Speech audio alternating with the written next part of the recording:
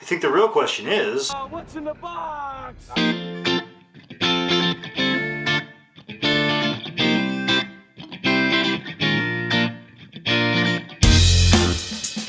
hello and welcome to Intoxicated Masculinity. If it's Wednesday, we have a cocktail video coming at you. Today, since I believe this channel has lacked a little bit in culture, we are going to do a very fancy whiskey tasting. In this case, the very fancy, very prestigious whiskey we are going to be trying is Military Special Fine Blended Canadian Whiskey.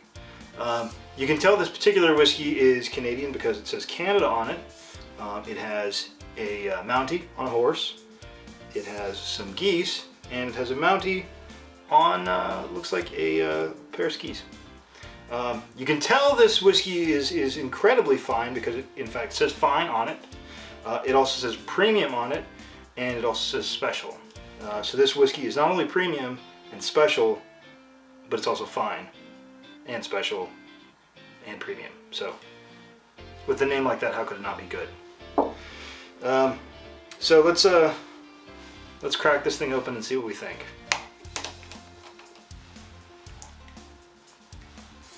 Now, this is definitely going to be good.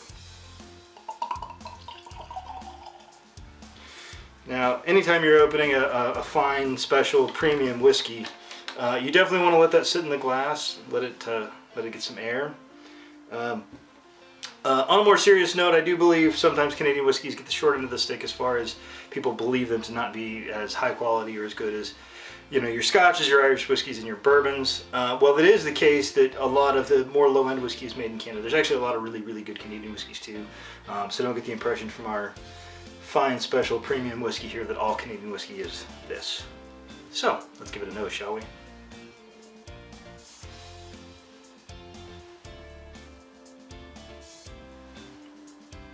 There's virtually nothing on the nose. I swear I'm not making this up. It smells vaguely of maple. It's probably just the wood, but or maybe I'm just having confirmation bias from our maple leaves on here. Yeah, there's almost no nose at all. Now this does come in at only 40%, 80 proof. So especially given some of the more high proof spirits we've tried on here, this is kind of on the lower end of the spectrum. Given the negligible nose, let's go ahead and give it a try.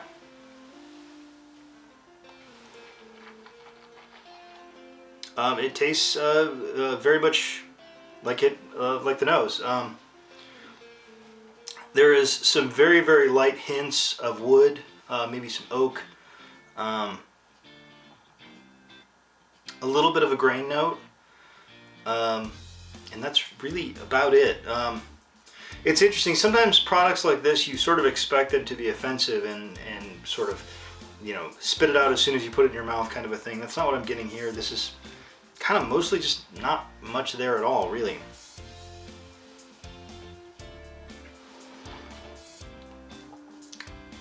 Maybe just kind of a light, kind of funky note, maybe sweat sock adjacent. But I'm really digging. There's just not very much in here at all. I mean, again, this whiskey is obviously not meant to be a sipping whiskey.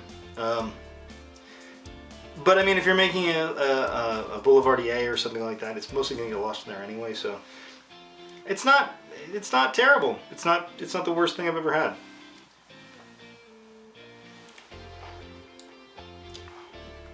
I will say the little bit of funky note is sort of cumulative. So it starts off a little bit funky, and the more you try, it starts to build up in your mouth, and it just feels like you have just sweaty clothes that have maybe been out for a while kind of flavor, which it does not list on the label, and I can kind of see why.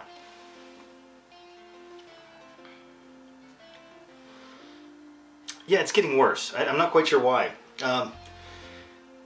On the initial palate, there's virtually nothing, and it's like the funkiness and the nastiness kind of builds, and now I'm finding it kind of actively nasty.